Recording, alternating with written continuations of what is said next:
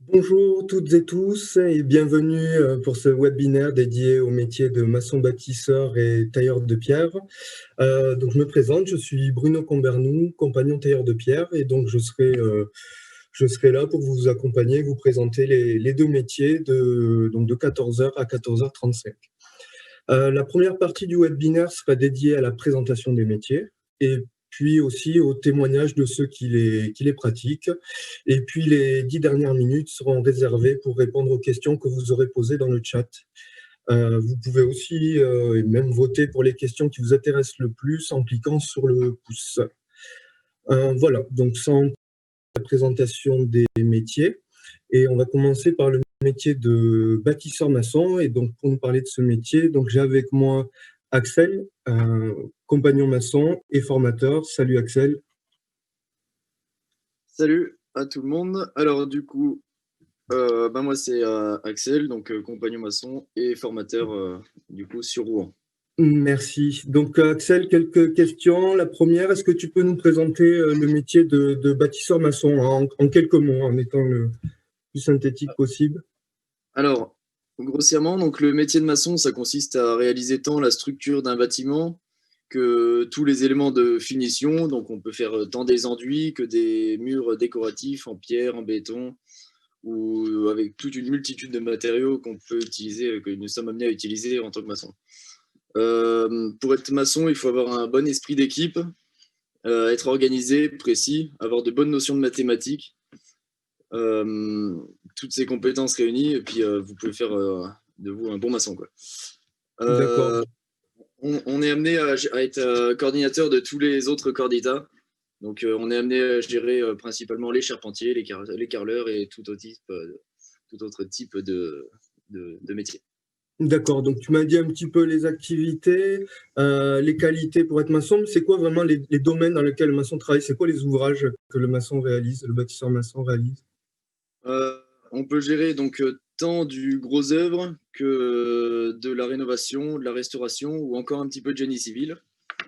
Donc en gros œuvre, ce sera tout ce qui est grosse structure, donc en béton. En rénovation, ce sera donc de la rénovation de bâtiments existants, donc modification d'ouverture, etc. En restauration, donc ce sera tout ce qui va être nécessaire à donner un nouvel air à une ancienne bâtisse, quoi. Donc ça peut être des cathédrales, des églises, etc.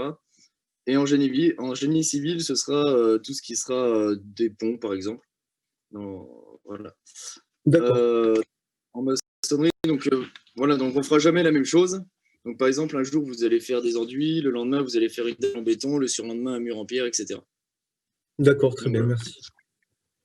Et donc, du coup, je présume que, en plus d'avoir différentes tâches au cours de la journée ou au cours de l'année, en plus, il y a des perspectives d'emploi et de carrière qui doivent se dégager du métier de maçon. Comment se porte le secteur et si je souhaite devenir apprenti maçon, quelles sont mes perspectives d'avenir? Alors bien sûr, il y a des possibilités d'avenir assez larges. Donc c'est gros avantage du métier, c'est que vous pouvez tant être ouvrier qualifié que chef d'équipe, chef de chantier, conducteur de travaux, artisan, donc à votre compte, directeur d'agence d'une plus grosse structure, etc. Donc les possibilités sont vraiment, vraiment nombreuses. Vous pouvez tant travailler dans une petite entreprise donc, qui pourrait être la vôtre avec enfin tout seul ou avec un ou deux ouvriers, ou dans une grosse PME internationale. Donc les possibilités sont nombreuses. Euh, L'avantage dans le métier de maçon, c'est vraiment que si vous voulez réussir dans ce milieu, c'est qu'il est assez aisé d'évoluer. Étant donné le peu de main-d'œuvre qualifiée que nous avons, si vous voulez vous en sortir, vous pouvez évoluer assez rapidement. D'accord. Donc, en deux mots, il y a du boulot, quoi. Totalement, totalement. Ok, merci. Et donc, du coup, comment se déroule le parcours de formation chez les compagnons? Donc on a le parcours classique donc après le collège, donc CAP en 2 ans. Ok. Donc en 2 années, donc vous avez vos semaines de stage et une période en entreprise. Et la période, sinon vous pouvez passer après le bac, donc c'est un CAP en 1 an. Donc vous D'accord. avez moins de matière générale et beaucoup plus de métiers. D'accord. Parcours post-bac, CAP en un an. Ok.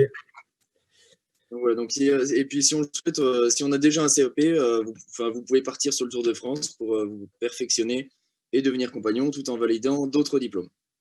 Très bien, merci. Bah, ça suffit, je pense, pour les informations. Donc, si vous souhaitez avoir plus d'infos vraiment sur les types de parcours possibles, vous avez les détails sur la fiche métier.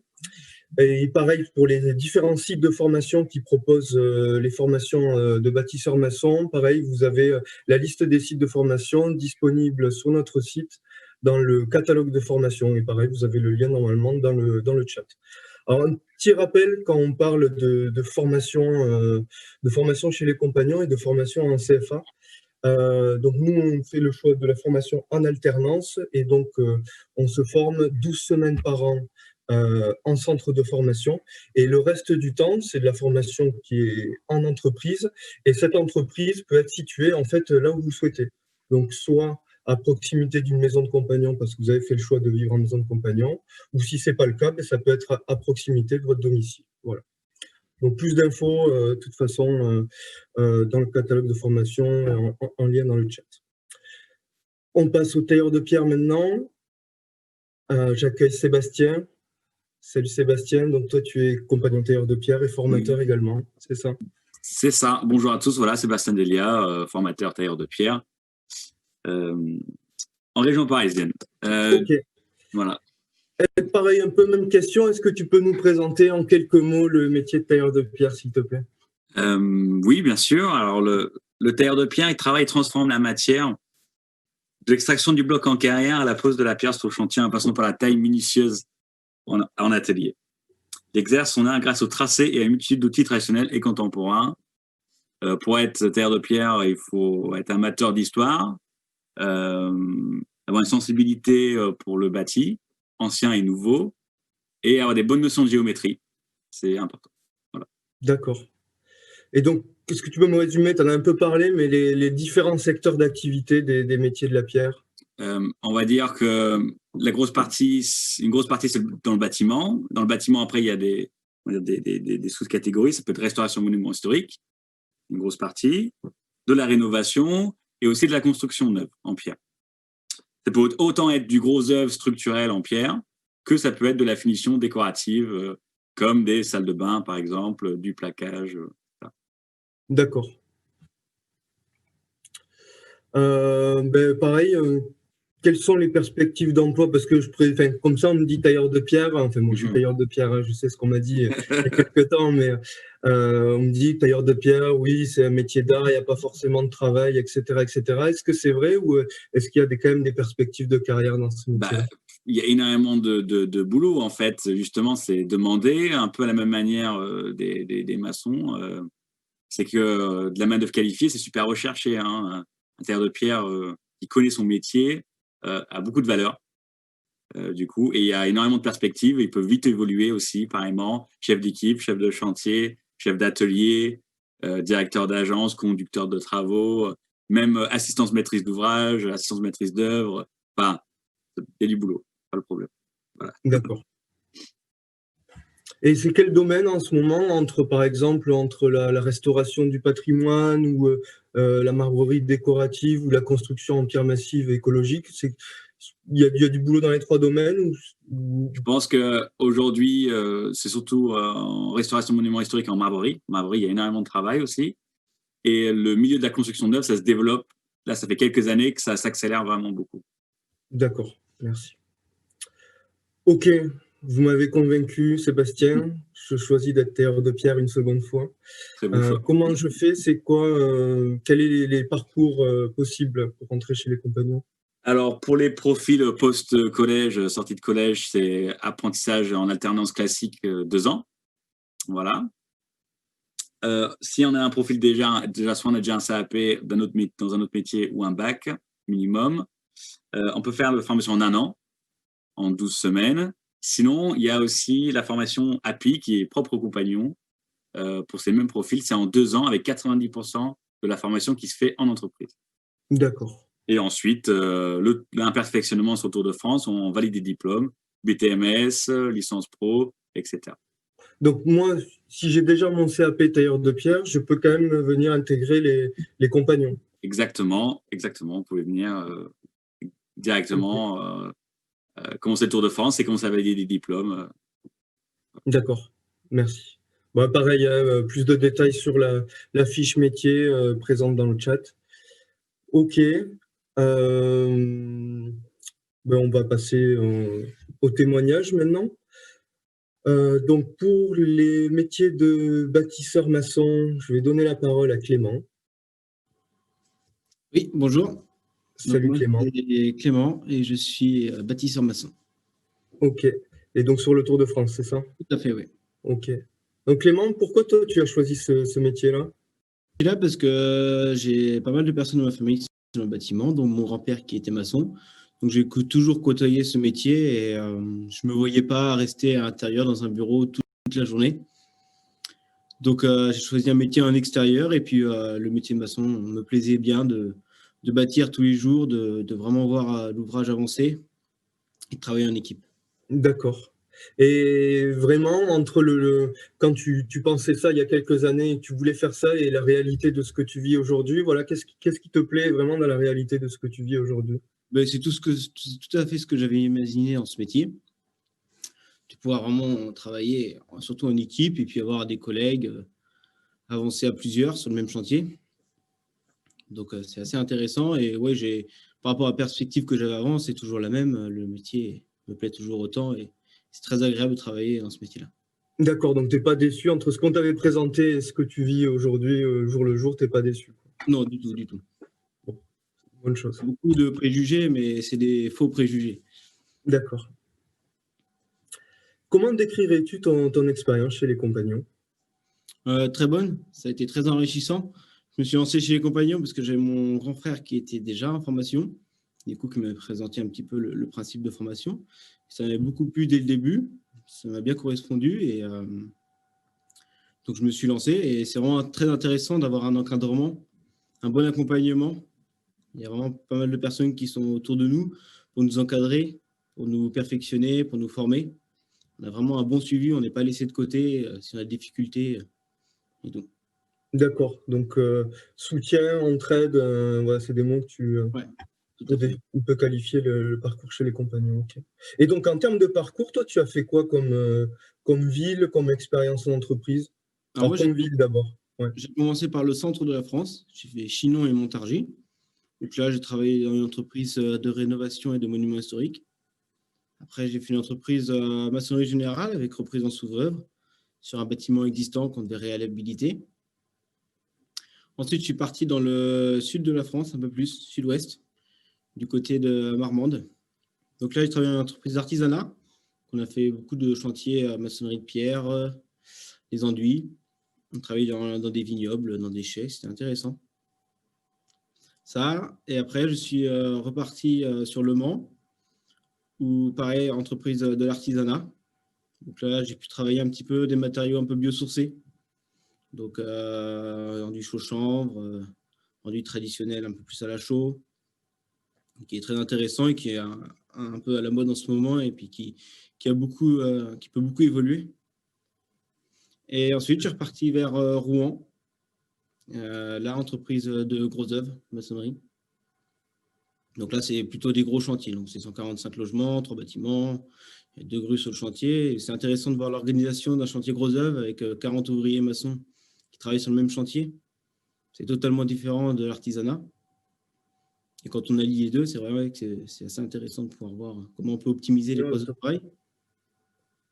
Donc voilà, et l'année dernière, je suis parti 1 an faire une expérience à Mayotte, donc qui est un département français dans l'océan Indien.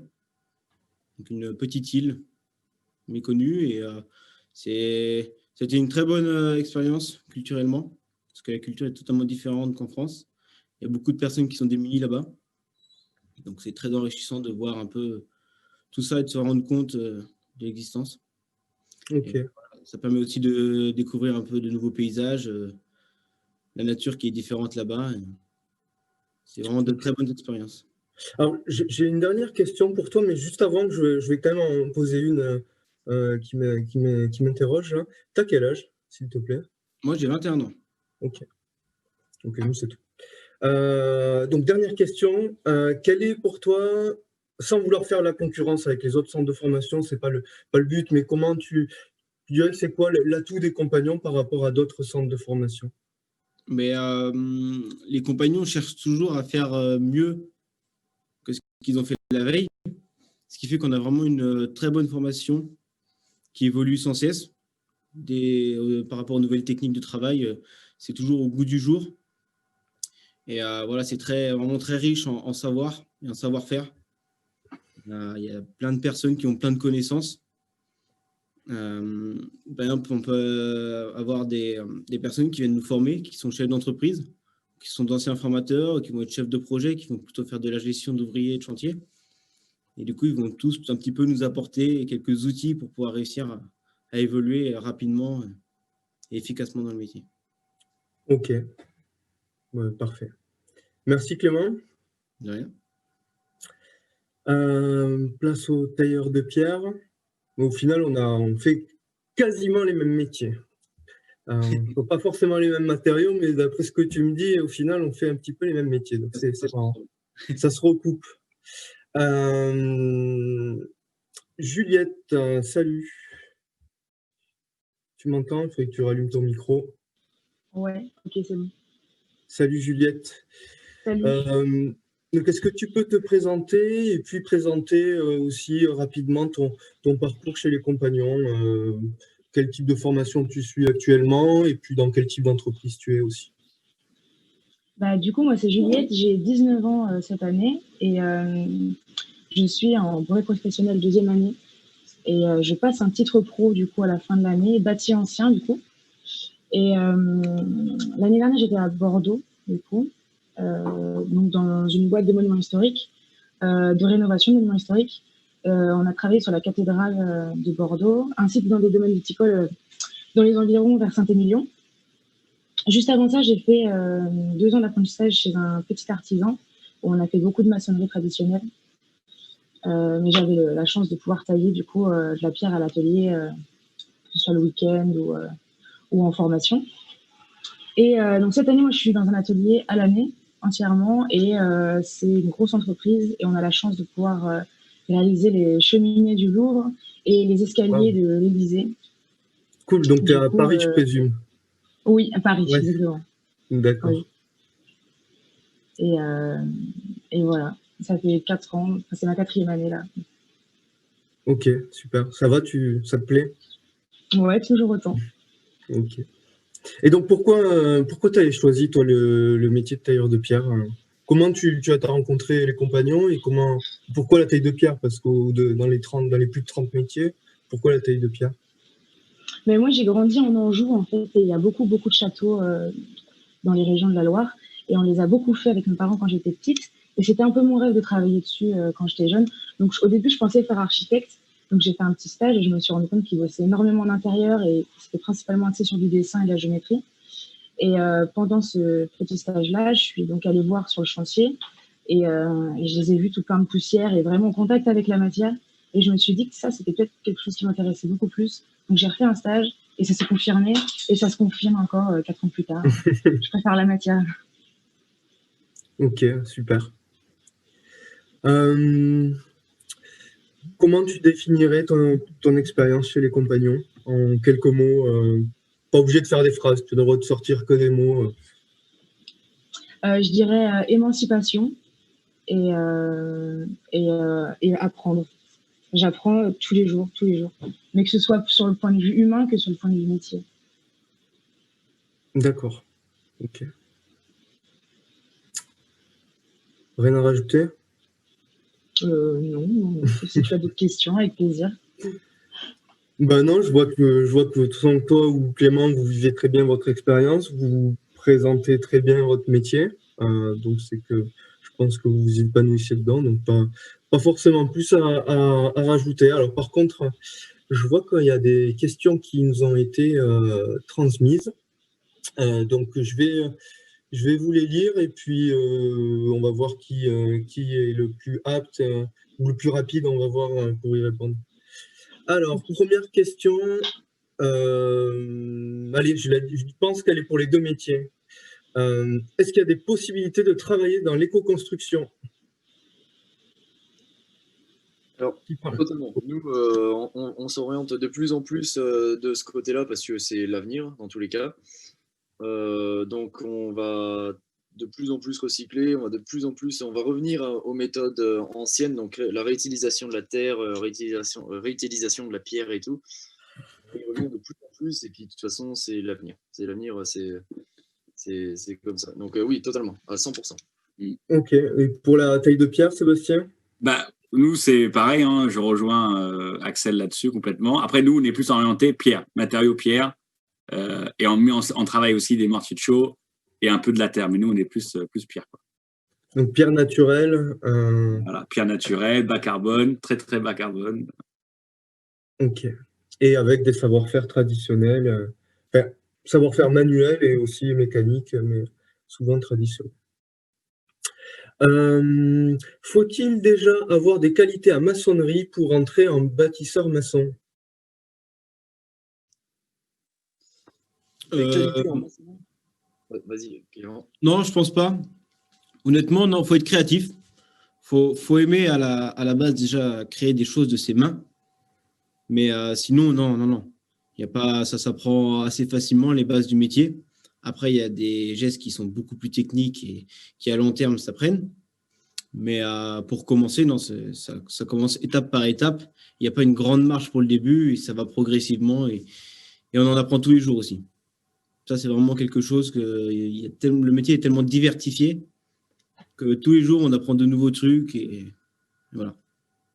Oui, et puis de toute façon, le but de l'apprentissage, c'est d'apprendre la maçonnerie. Donc, il n'y a pas besoin de pratiquer de la maçonnerie avant, quoi. Je pense que ça vaut pour tous les métiers, ça en fait. Oui.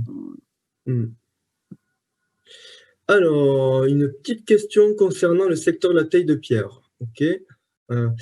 Avec la Covid, l'activité est-elle toujours aussi importante et les entreprises sont-elles toujours prêtes à accueillir les compagnons? Alors, je me permets d'y répondre, hein, si ça vous va. Donc, est-ce que l'activité est toujours aussi importante? Alors, je ne vais pas vous cacher qu'il y a quelques années, il y avait un peu moins d'activité. Mais quand je dis il y a quelques années, c'était après la crise économique de 2008. Donc, ça remonte déjà un petit peu. Je pense que si ceux qui nous écoutent n'ont pas forcément souhaité être tailleur de pierre en 2008. Donc, mais depuis 2008, donc depuis 2008, 2010 et tout ça, l'activité a bien repris. Et en fait, avec la Covid, l'activité elle n'est pas redescendue. Même que ce soit toute l'activité en taille de pierre ou bâtiment au sens large, en fait, le bâtiment s'est quasiment pas arrêté pendant le confinement. Et de plus, en fait, on s'est rendu compte d'une chose, c'est que les clients, souvent les particuliers, en plus, ont pris ce temps de confinement et de repli chez soi pour penser et commencer à vouloir aménager aussi leur et donc du coup ça a déclenché pas mal de commandes et pas mal de travail pour les entreprises. C'est vraiment quelque chose là qu'on ressent sur les derniers mois, que en fait le confinement a fait prendre conscience aussi de l'importance de l'habitat et du bien-être dans l'habitat par les particuliers, et donc ça a déclenché pas mal de commandes. Donc surprenant, mais en fait c'est le cas. Est-ce que les entreprises sont-elles toujours prêtes à accueillir les compagnons? En fait, oui, bien sûr. Bien sûr. De toute façon, vu qu'il y a de l'activité, en fait, il y a besoin de main-d'œuvre, d'ouvriers, de responsables de chantier, etc. Donc, à tous les postes, moi, je bosse pour les compagnons et je reçois des appels tous les jours d'entreprises qui cherchent des tailleurs de pierre, des maçons, des restaurateurs du patrimoine. Voilà, donc vraiment dans tous les domaines, en ce moment, il y a du boulot, l'activité n'est pas redescendue, c'est pas des blagues. Enfin, vous pouvez rediscuter après avec les compagnons en région quand vous ferez des rencontres, vraiment il y a de l'activité. Autre question concernant l'accessibilité à la formation. Faut-il mieux rentrer chez les compagnons en sortant du collège ou après un CAP? Allez, un formateur, Sébastien ou Axel. Moi, je vais bien répondre, hein. Moi, ça fait 2 ans que je fais de la formation et je vois plusieurs profils différents qui sortent. Sortie de collège, c'est très bien. Moi, c'est ce que j'ai fait personnellement. Après, il y a peut-être d'autres autour de la table ici qui ont fait différemment. Moi, je suis sorti de collège, ça s'est très bien passé. Par contre, c'est en 2 ans. Après, l'avantage, si on a déjà un bac ou un CAP, c'est que la formation, on est en 1 an. Et après, la finalité, est la même. Donc, voilà. Oui, mais quitte à passer un CAP en 1 an, autant le passer chez les compagnons. Bien Non. sûr, bien sûr. Ok. Question pour toi, Juliette. La formation de tailleur de pierre est-elle accessible aux femmes? Bien sûr, comme aujourd'hui en 2021, toutes les formations sont accessibles aux femmes. Ok. Et Est-ce puis, que tu éprouves des difficultés à exercer ton métier? Alors, elle n'est pas posée la question, mais c'est moi qui la pose. oui, oui. Alors, j'en ai éprouvé, disons, entre les 3 et 4 premières semaines d'apprentissage. Mais donc, nous, on était 5 premières années et je pense qu'on a eu exactement les mêmes douleurs du début quand on n'a pas l'habitude de porter, de soulever des sacs, de faire de la pelle, peu importe. Donc, c'est normal. Le corps s'habitue à tout dans tous les cas, que ce soit homme ou femme. Il m'a fallu 3-4 semaines d'adaptation et maintenant, ça va. Les postures sont importantes pour éviter de se blesser. D'accord. Oui, bah, de toute façon, pour les mecs, c'est pareil. Moi, je me rappelle le début de mon apprentissage.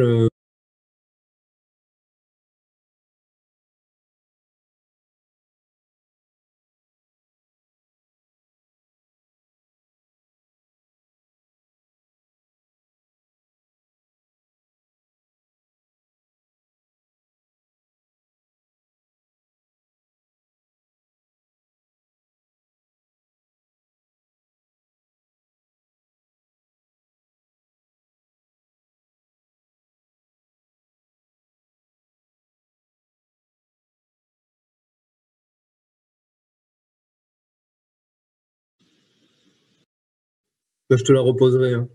Réfléchis, Oui, prépare ta t'inquiète. journée. Ok. Prépare le camion. Ok. Ok, c'est bon, vous pouvez continuer. Désolé pour ce petit contretemps. Merci beaucoup. Merci. Donc, Juliette, je te repose la question. Essaye de te rappeler une journée d'apprentissage. Est-ce que tu pourrais nous résumer une journée classique d'apprentissage que tu as vécue en tant que tailleur de pierre? Oui, pas de souci. Je pense que je vais choisir à Bordeaux la reprise en sous-œuvre sur un pont. Donc, on arrive le matin, on boit un petit café toujours avec des petits croissants. C'est important pour bien démarrer une journée. Après, on se change. Et les échauffements, c'est aussi important. Pas toutes les boîtes le font, mais c'est quand même important. Donc, moi, je prends les côtes de mes blocs de pierre en bas de l'échafaudage. Je monte, voir si ça passe, etc. Je reprends la matière s'il y a besoin pour être sûr que ça rentre ou pas, etc. En fonction du poids, on a des engins de levage, bien sûr. Dans certaines régions, pas trop. Donc là, on en avait. Après, je monte du coup mes blocs sur l'échafaudage. Je les répartis avec des numéros et une suite logique. Et ensuite, je peux préparer du coup la colle, le mortier que j'ai utilisé. En général, c'est de la chaux. Du coup, j'ai bien nettoyé l'endroit dans lequel vont aller mes pierres. Et une fois que je suis prête, je pose, je règle et je fais les joints autour avec un mortier spécial pour. Après, ça sèche un petit peu et en général, on vient raboter un petit peu pour enlever les petits défauts. Et ça, sur le long d'un mur. Donc ça, c'était sur un pont à Bordeaux, c'est ça? Une passerelle, exactement. Passerelle. La passerelle d'un pont, la passerelle Eiffel à Bordeaux. D'accord, oui. Tu étais avec Hervé, non? Oui. C'est ça. Oui. Ok. Il nous reste un petit peu de temps. On posait la même question au bâtisseur maçon. Clément, c'est quoi la journée type une journée classique d'un apprenti maçon? D'un apprenti? Ouais, d'un apprenti, ouais. D'un apprenti, on arrive à l'entreprise, on se dit bonjour, voilà, on discute un petit peu, et après, directement, on regarde ce qu'on a à faire la journée avec le chef d'entreprise. Donc, on dit, voilà, aujourd'hui, on a cette tâche-là à réaliser, cette tâche-là, on doit faire ça, ça et ça. Et après, on répartit les tâches par personne. Donc, si c'est un petit chantier, on va être 2 ou 3, chacun va avoir sa tâche. Ou après, si c'est un peu plus gros, on est une petite dizaine. On va faire plusieurs équipes et après, chaque équipe aura sa tâche à réaliser dans la journée. D'accord. Donc, voilà. Et, D'accord. Oui, qui peut être varié. Donc, il y a une question un petit peu complémentaire là, qui est posée, et puis ça sera sans doute la dernière. Est-ce que le métier de maçon a des conditions de travail difficiles? on va dire oui et non. Si on aime son métier, non. Après, oui, c'est sûr qu'on va passer des journées, des fois il va pleuvoir, il va falloir travailler parce que le chantier, il faut bien qu'il avance. Donc c'est sûr qu'on va passer on peut passer des journées sous la pluie ou dans le froid, mais après maintenant, je pense qu'au niveau des entreprises, on est quand même bien équipé au niveau du matériel et des vêtements de travail.